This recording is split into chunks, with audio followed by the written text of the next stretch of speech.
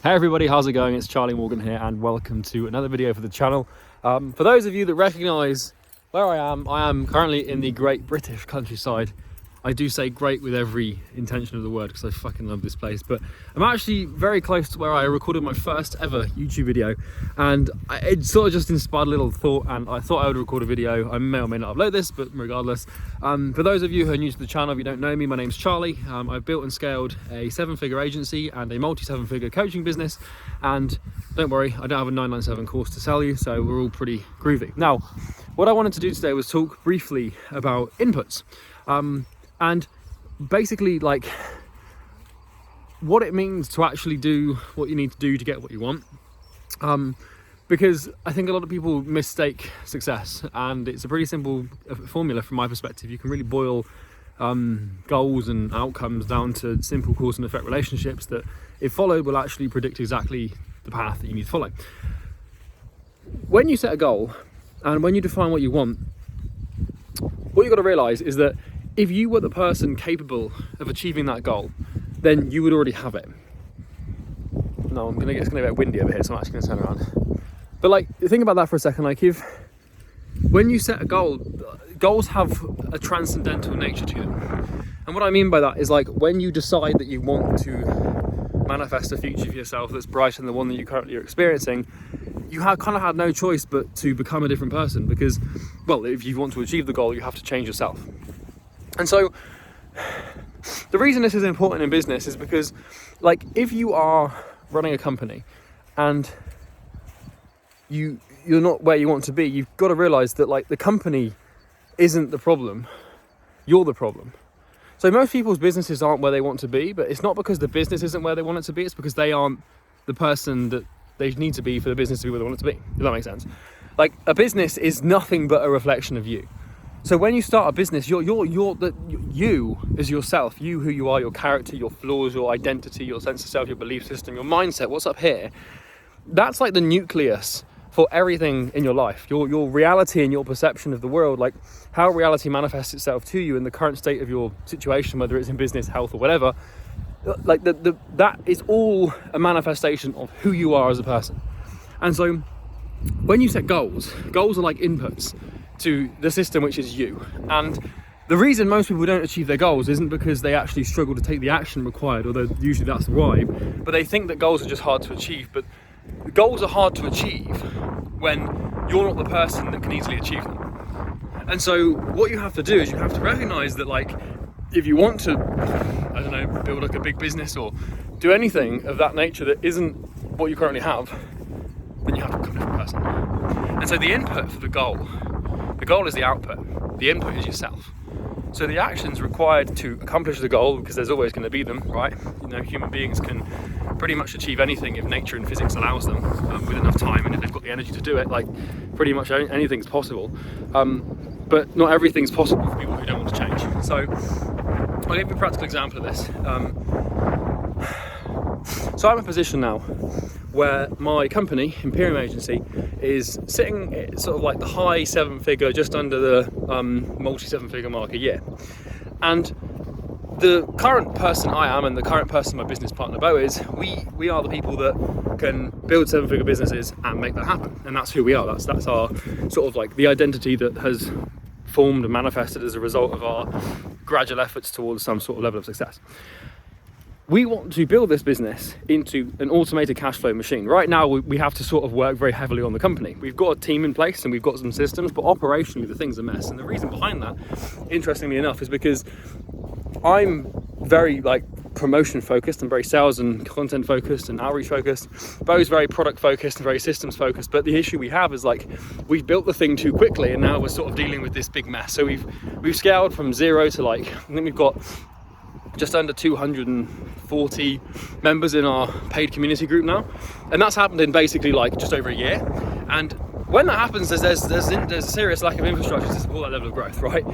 But we have to now realize that, like, the next goal shouldn't be a revenue goal, it should actually be a systems and operations goal. And so our goal is now basically to build the company to a point where it can sustain a multi-7-figure revenue without us having to put any input into it. Now, there's always going to be founder input required to a company because, well, quite frankly, I quite enjoy running the business and I don't want to completely automate it to the point where I don't have to do anything because I want to do things. But like, to do that and to accomplish that requires for me to step into a completely different role. And so this is where it becomes extremely useful to recognize that anything you want, if you don't have, is because you're not the person that can get it. So if I want to build an automated company or a team and a collection of systems and operations that allows that to happen, then I have to become an operations person and I have to become a hiring person. Now, I've already got some skills around those things because, you know, we've built like a small sales team and we've got appointment setters and, you know, we've got account managers and stuff, but like the business is still like in a very messy stage because we scaled it so quickly.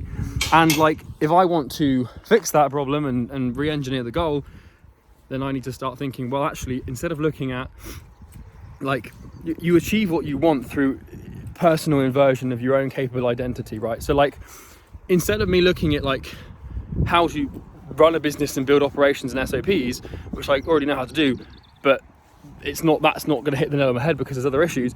I need to actually start looking at myself and building my own sense of identity around the problem, because like the best way to solve a problem is to become the person that can solve it, and the best way to become the person that can solve it is to construe the solution as like, how would I articulate it? It's basically to construe the solution as an easy manifestation of your identity and who you are. And so what I mean by that is like, all I have to do to build an automated multi-seven-figure business at this point now is to convince myself that I am the person that can do it. Because once that sense of identity manifests and solidifies, I will have no choice but to act in accordance with that identity. Because human beings, in case you're probably not aware, or most people are aware of this, we tend not to do things that aren't in alignment with who we are and who we believe we are. But it's very, very fucking important to remember that self-solidification is like the tragedy of the 21st century, where we are who we are and then that's it. And we think like, well, we're not, but like most people think like, you know, they'll do something and then like they'll get to like a certain point in their business and be like, this is me, this is my identity. And that happens. You have to be very careful of this, because when you hit a goal, if you're not careful, that will become your limit. Because like what happens is, so let's say you set a goal to make multi-seven figures, like 200 grand a year, right? Sorry, multi-six figures, 200k a year. And that's what you want, that's all you ever wanted since you were like 14. And then one day you hit that level. And if you're not careful, you will celebrate yourself as the hero that has been able to accomplish and overcome the challenge that you've been facing for the last 5 years. And then you'll become like sort of limited by your own personal gratification of the success you've achieved. And so when we hit new heights in business, or when we accomplish new goals in business, I never really celebrate. I always just think, okay, what's next? Because as soon as you give yourself the gratification or the sense of satisfaction of actually having achieved something, sure, it's good to fulfill personal feedback loops to encourage more behavior that produces better results. But there's an element where like you tend to want to avoid like all of this. There's a bunch of sheep here. I'm going to get like fucking run over or something. I hope not. That'd be funny, wouldn't it? Makes great content. But what was I saying? Like, you need to, where was I there? You need to try to avoid like your accomplishment of a goal becoming the limit of your identity. So this has happened to me recently. I've been in this sort of productivity rut where we've made a similar amount of money for the past few months, and we've got problems in the business that we haven't addressed, and like my discipline can slip, and like I haven't been as productive as usual. And I've critically analysed this, and I've really just come to the conclusion that like I've just hit this identity cap where like my goal was like, oh, I want to be a multi-seven-figure coach, 200k months, and then like I've done that. And then I started to celebrate, and I was like, yeah, I make multi-seven figures, this is great. And then like what's happened is that all of that drive and that sort of like localized, like unconscious drive to develop myself and grow myself has been stripped away from me because I'm gratifying an unconscious desire, and I've sort of proven to myself, and as soon as you prove to yourself you can do what you want, like you don't really have any reason to keep growing the self, because well, you've proven to yourself you can do it, and that's who you are. So like when you say I've proven this to myself, or I've proven this, it's also why it's dangerous to start to do things to like make people proud of you. So like this happens a lot with like people that work to gain their father's pride. Like it's the same as if you're trying to work to prove something to yourself. Like as soon as you prove it, you've got no incentive or motivation to transcend what you've proven. And so like, and then you have this manifestation, which is conscientious guilt, where to go from 0 to 10k a month, you have to become a conscientious person. And what happens is you start to work really hard and you start to experience personal growth. And personal growth is a very sort of it's very addictive by nature. It gives us a very strong sense of satisfaction, especially if you've got like an inclination or a proclivity towards it, which most entrepreneurs do, which is why we start businesses. Like, goals are basically manifestations of an unconscious drive to achieve more. And that is really like the root of conscientiousness, because then you have something to channel into. Interestingly enough, I was at a beach recently, and the first thing I started doing when I sat down was throwing rocks at like a little rock in the sea to see if I could hit it. And then I stopped after like 5 minutes of just throwing rocks at this thing. I was like, why the hell am I sat in the middle of a beach like throwing rocks at like a pile of stones in the sea? And I realized it's because I need something to aim at, like, all the time. Like, even if I'm relaxing, I'm trying to like hit something and try and hit a goal. That's just it might seem a bit trivial, but that's actually like a really interesting like sort of manifestation of conscientiousness. Is like, you know, I can't just like go for a drive or go for a walk like this. I have to be walking somewhere. I have to have like a goal, or I couldn't just like go out. It has to be in a direction or on some sort of trajectory. But back to where I was. So where was I? I've literally gone on a tangent, ironically, completely ironically. I've gone on a tangent. If I go back, so yeah, back to the goal thing. It's just really important to know that like if you are working to prove to yourself or to your family members or your friends that you can do it, as soon as you prove it, then you're kind of stripped of the motivation to keep going, and that then creates this conflict and identity, because you had to develop into a new person to achieve the goal.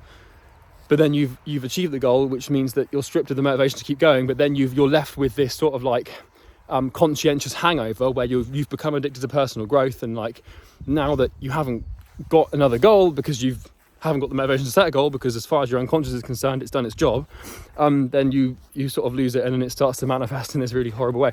And that's exactly what happened to me, where like over the last 5 years, I've seen a pretty like, up until recent, like a linear and then exponential progress in myself and in my personal character. And like, and what I found is every time I hit a goal or acquire something that I thought I wanted, my motivation to continue is completely sapped for a while.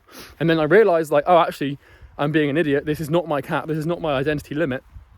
I need to keep going. And that's like, this conscientious guilt kicks in, where I'm like, I should be doing more and I could be doing more. And it might sound toxic, but the truth is that like, once you become aware of the fact that growth has no real limit, it becomes like, it sort of plays on your consciousness, and you start to feel really guilty if you're not like working, right? At least that's just me, and that's why I wanted to record this video. So basically the way you achieve goals is not by doing anything but becoming the person capable of achieving them.